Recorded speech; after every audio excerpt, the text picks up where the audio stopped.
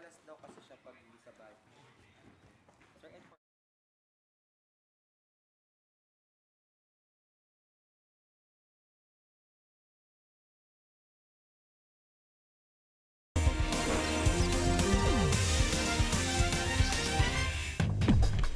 Kabababa lang ng driver ng SUV sa Barangay Tatalon QC nang lumapit ang isang lalaki.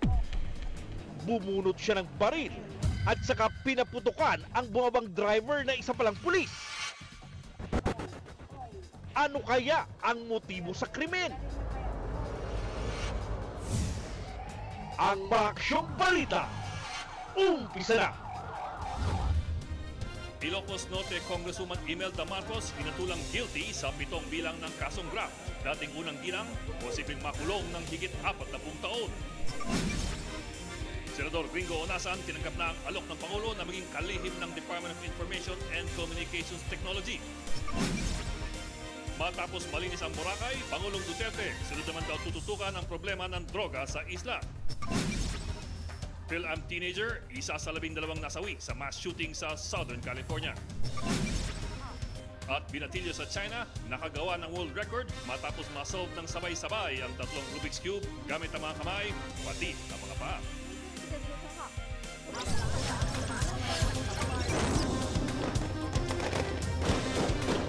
Nakaporma yung militaries.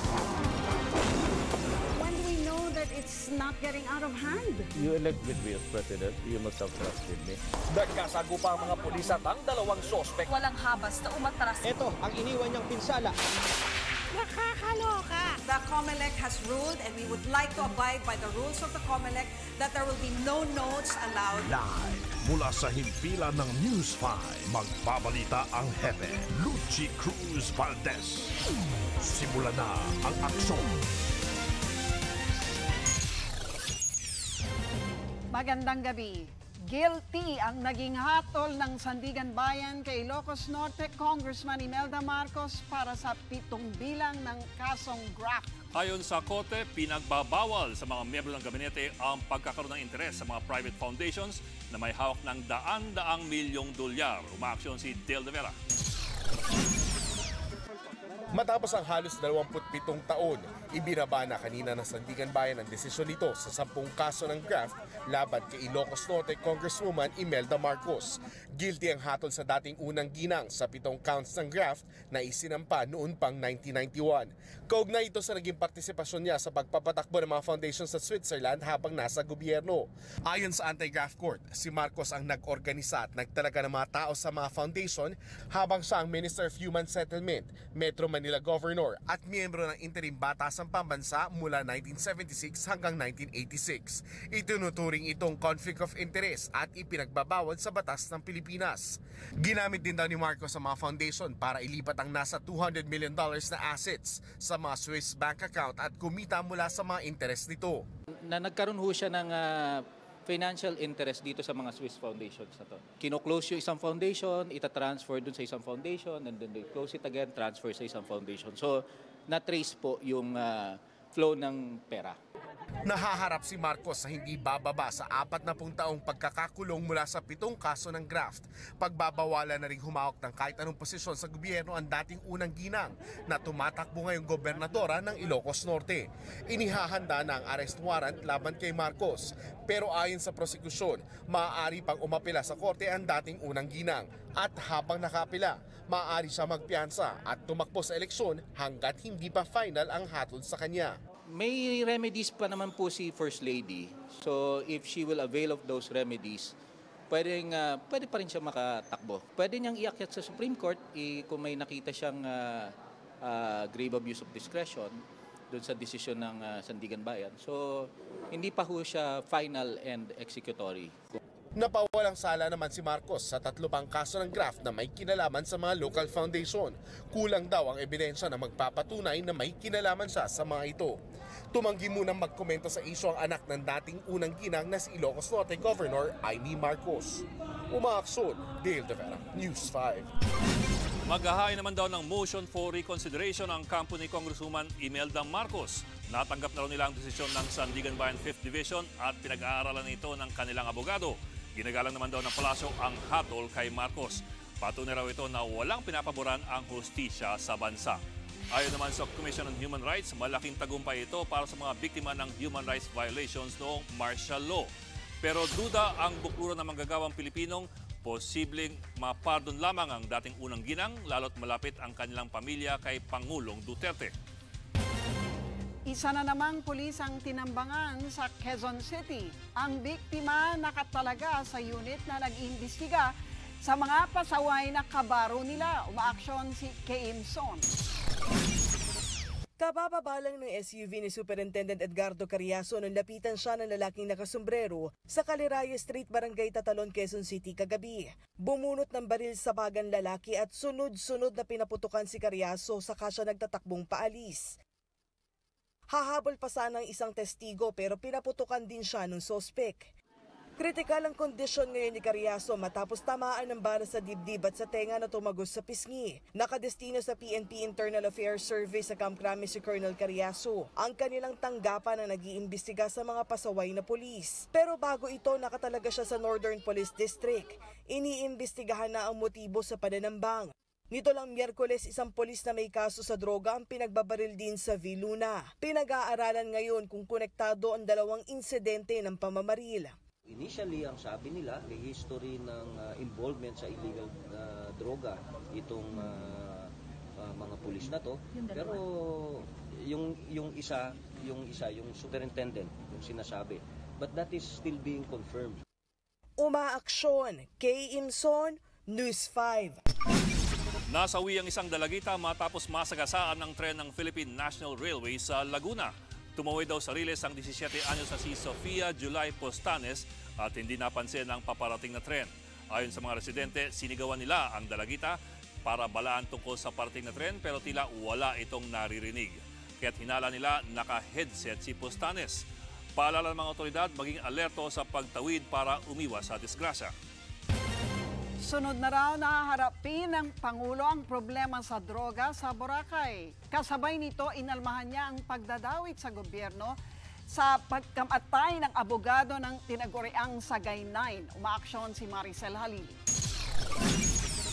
What the Why would I kill a lawyer?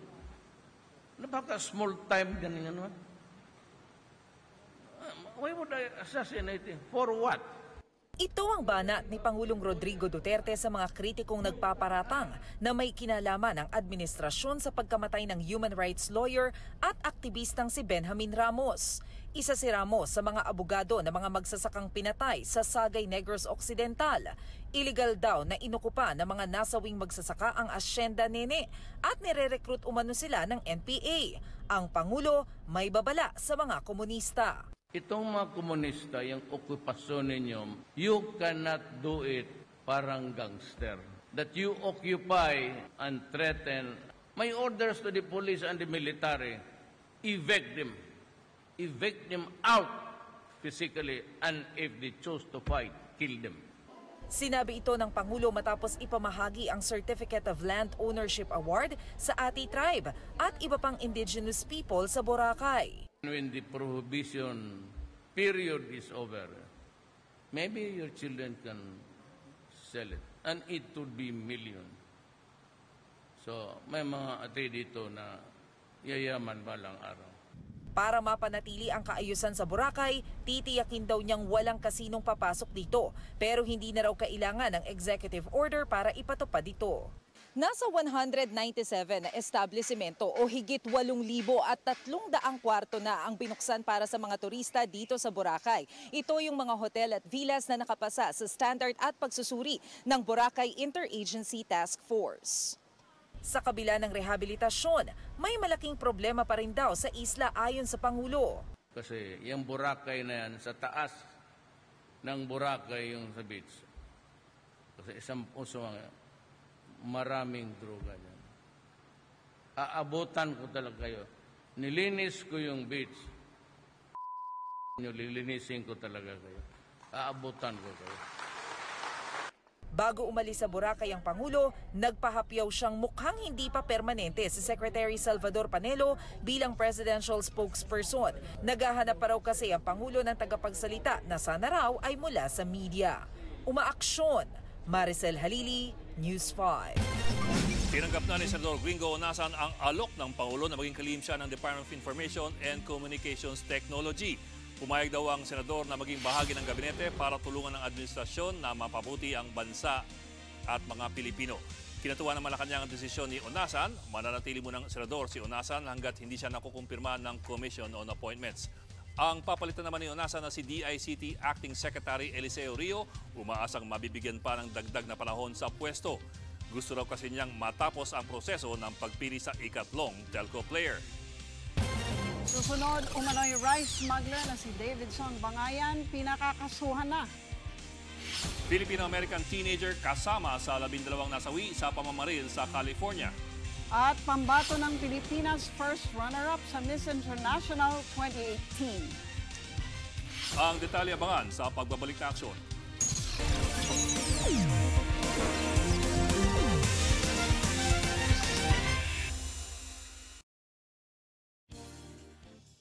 But I've always been of the belief that unless this country will have law and order and corruption stop in government, we will go nowhere.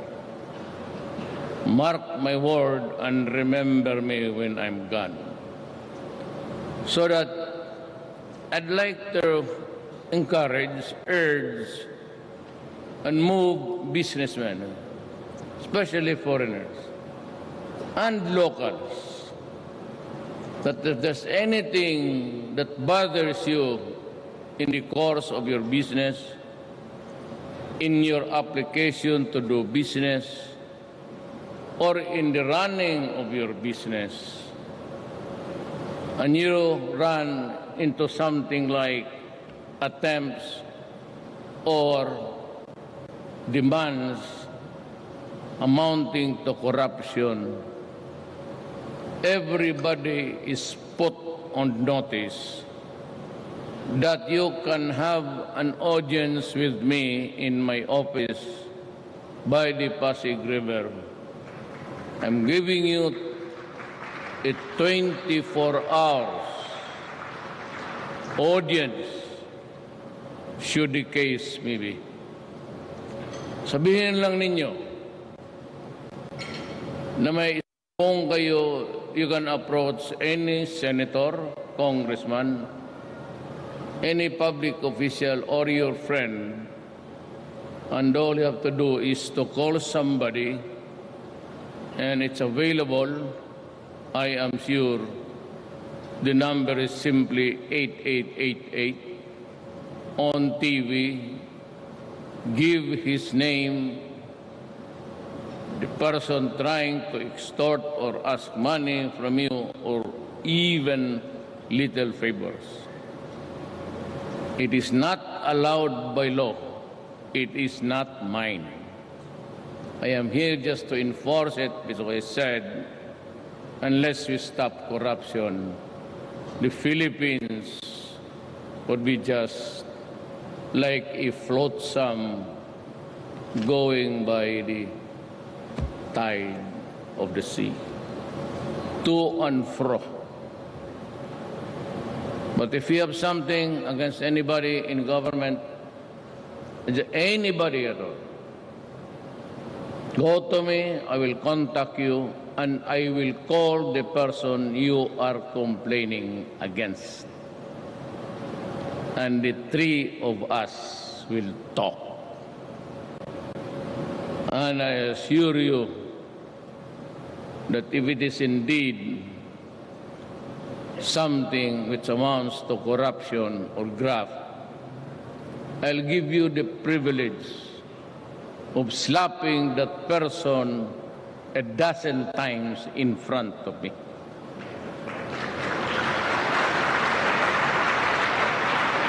That way, you place him in humiliation, and you maybe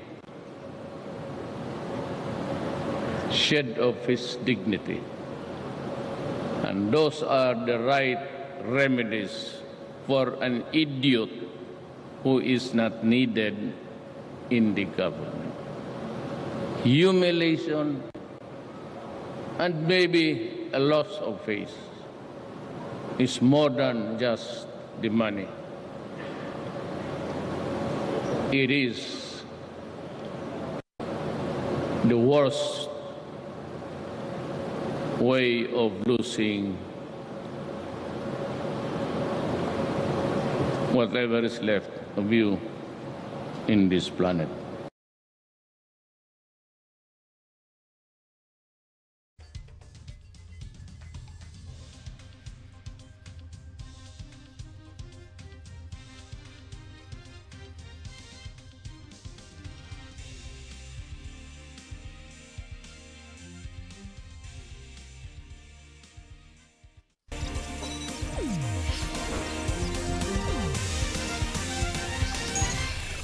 Nakakita ng sapat na basehan ng DOJ para kasuhan ng Rappler Holdings Corporation ng paglabag sa tax code. Kabilang sa pinakakasuhan ang presidente nitong si Maria Ressa at ang CPA na si Noel Baladiang. Hinatigan ng DOJ ang reklamo ng BIR na nagsasabing hayagang umiwas ang Rappler sa pagbabayad ng tamang buwis. Sadya rin daw na nagbigay ng kulang o maling impormasyon ng kumpanya kaugnay ng tax obligations nito. Nagugat ito sa Philippine Depositary Receipt ng Rappler na ayon sa DOJ at BIR ay taxable income. Noong 2015 ay kumita umano ang Rappler ng 162.5 million pesos mula po sa mga PDR. Pero wala raw dineklarang tax return mula rito. Marso na magsampa ang BIR ng 133 million peso tax evasion complaint laban sa Rappler. Kinakakasuhan na ng DOJ ang umano'y rice smuggler na si Davidson Bangayan na pinaniniwalaan ding si David Tan. Sa resolusyon ng DOJ, sinasabing lumabag si Bangayan at 5 iba pa sa Article 186 ng Revised Penal Code o probisyon kaugnay ng monopolyo. Sinasabing ang grupo ni Bangayan ang nasa likod ng paglobo ng presyo ng bigas noong panahon ni dating Pangulong Noynoy Aquino. Gumamit daw sila ng mga dummy na kooperatiba para makontrol ang NFA rice import allocation. Pinakakasuhan din si Bangayan dahil sa hindi otorisadong paggamit ng alias na David Tan sa mga transaksyon sa gobyerno. Pero dati nang itinanggi ni Bangayan na siya nga si Tan. Epektibo na ngayong araw ang pagpataw ng parusa sa mga rice retailers na lalabag sa suggested retail price. Nag-ikot ang National Food Authority sa mga palengke sa Manila para mag-inspeksyon. Lahat naman daw ay sumusunod. Bumaba na rin ng 2 hanggang 5 piso kada kilo ang presyo ng bigas. Babala ng NFA, mapaparusa ng mga hindi susunod sa SRP. Pero aminado ang NFA na hindi pa plansyado ang guidelines para dito. Hindi pa rin namin alam kung sino magbibigay ng warning kung kami o ang DTI. Nag-i-inspect lang muna kami.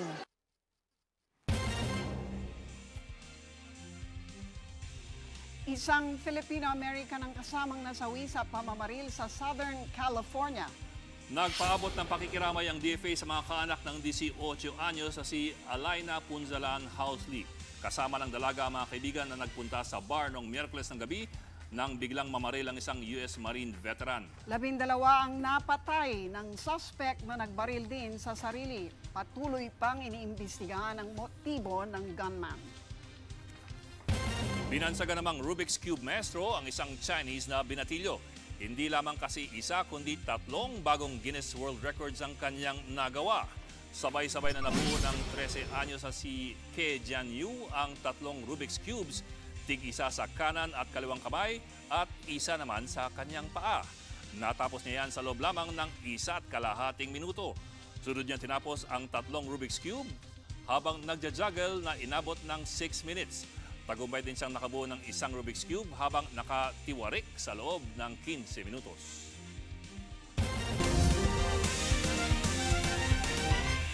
Mga kapatid, 2 weather systems po ang umiiral ngayon sa bansa. Isa dyan, ang nagbabalik na northeast monsoon ay hanging amihan.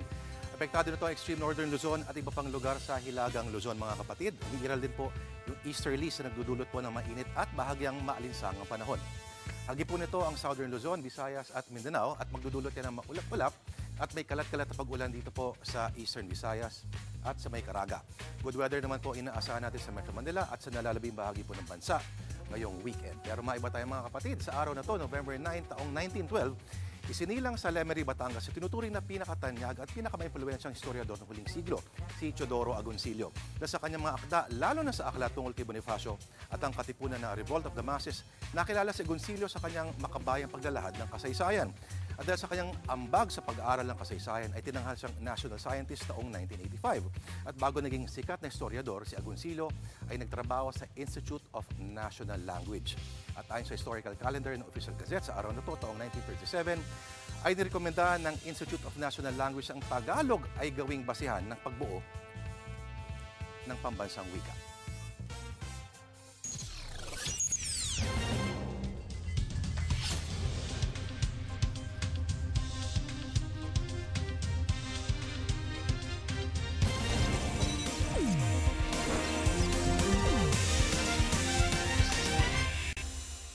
Ngayon sabi ko, kaya napilitan na to just regard the speech in the meantime, because sa karami nating bilyon na tao sa mundo, you are lucky na kayo nagkaroon kayo ng lupa. At yung lupa na yan binigay ko sa inyo, kasali yan sa pag-angat ng presyo. It's very hard now to acquire a land dito, and it could be million if you want to build something. Yang lupa ninyo, hindi ninyo mapagbilian. But siguro, pag wala na kayo sa mundo, ang sinabi ko during the cabinet meeting, we were discussing about it. And I told them, kung ipagbili ng mga anak ninyo, apo ninyo, milyon na yan. Ang sinabi ko sa cabinet, at least kayo, in your lifetime maybe, or yung mga anak ninyo, apo, makatikim ng pera na malaki. Yun ang konsuelo ko doon. In the meantime, till the land, make it productive. And when the prohibition period is over, maybe your children can sell it. And it would be millions. So, may mga ate dito na yayaman balang araw. If I were you, wala naman akong ibang maibigay na sa inyo. Stick with the land. Make it productive. And someday, you can expect maybe sell it. At least yung mga anak niyo, apo ninyo, milyonaryo. Huwag ninyong bitawan yan sa karaming tao sa mundo. Toong makakuha ka lang ng piece of real estate, lupa. Sa karami natin, 1,010,000. Tapos kayo dito nakakuha ng inyong lupa na inyo na maibigay na ninyo doon sa mga apo ninyo. At baka, balang araw, if they so decide, then it's up to them. But at least, sabihin ko sa inyo, makakatim ng malaking pera yung mga. But not do it now because I will not also allow it. The reason why is we have not seen it and I am not really interested. Pag dito sakay ako ng lancha, then I take off. I'm not interested in. Pag na yung isang bagay tapos na, I do not indulge myself in being the subject of it's either pretended or sincere adulation. I do not like it. Nakukurnihan ako. Alam niyo bakit? Trabaho namin yan. Alam nila. Alam mo ang lahat yan na trabaho naman. Kasi yun siya, 1, 2, 3, 4. Sabi governor and puro military yan. Alam nila. Bayad na kami. So huwag kayo magpasalamat sa akin. Pasalamat kayo sa Diyos. Hindi amin. Kami bayad na kami. At least malaki nga ang sweldo namin sa inyo. So, kung mayroon ka na isang ganta na lupa, mahirap na kunin yan. Kung mayroon ka iyo yan. Sa karami natin sa mundo, meron kang a place to live, a place under the sun. Ika nga. So yan lang, that is my only task. I promise you simple things. I said I promise you graft and corruption. I'm doing it. Wala akong binigay na baka hindi ninyo kayo.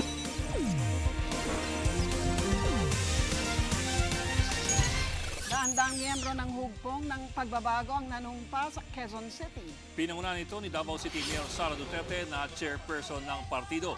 Bitbit niya rin ang ilan sa senatoriables na sinusuporta ng partido. Naghahanap kami, pumupunta kami sa iba't ibang probinsya, iba't ibang bayan.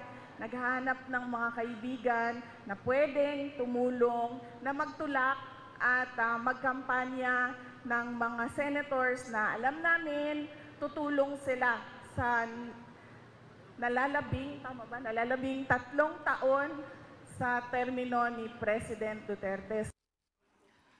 Bigo naman ang National People's Coalition na maglabas ngayong araw ng shortlist ng susuportahang senatoriables. Ayon kay Senate President Tito Soto, naging mahaba ang listahan kaya kailangan pa nila itong desisyonan.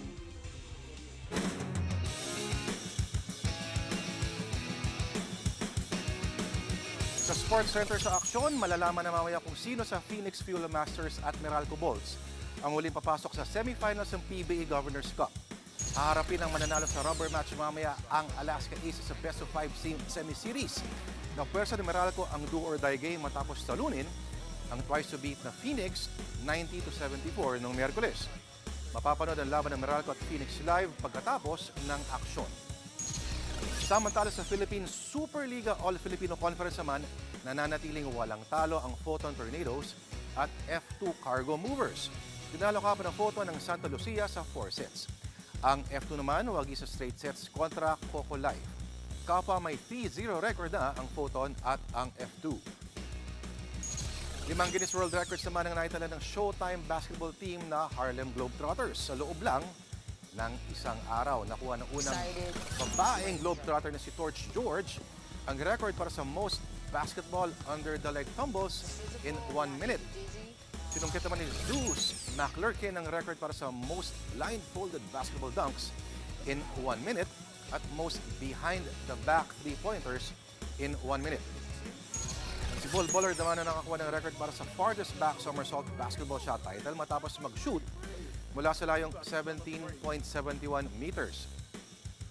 Hawak na rin ng Globetrotters ang titulo para sa most basketball under-the-leg slam dunks by a team using a trampoline in 1 minute. Sino pa yung ganyang record? May 21 Guinness records na ngayon ang Globetrotters. Bigo si Atisa Manalo na maiuwi ang corona ng Miss International 2018. Pero nagtapos naman siyang first runner-up sa pageant. Pinabilib ni Atisa ang judges sa pag-project niya sa kanyang national costume na inspired ng ibon sa mga alamat ng Pinoy. Umataw din siya sa pagrampa ng naka-swimsuit at evening gown. Sa kanyang speech, sinabi ni Atisa na kapag siyang nanalo, gagamitin niya ang organisasyon para maging tinig ng kabataan. Napunta ang corona kay Miss Venezuela ng advokasya ay hikayatin ang lahat na magbasa ng libro. Kasama rin sa runners-up sina Miss South Africa, Romania at Colombia. Mga kapatid, 46 days na lang po at Pasko na. At yan ang mga maaksyong balita, mga balitang pundasyon ng matalinong opinyon at konkretong solusyon. Para sa patuloy na balitaan, tumutok lang sa news5.com.ph. Ako po si Edwin Gao. Ako naman si Lucy Cruz Valdez. Saan man, kailanman, kapatid, higit sa balita, aksyon.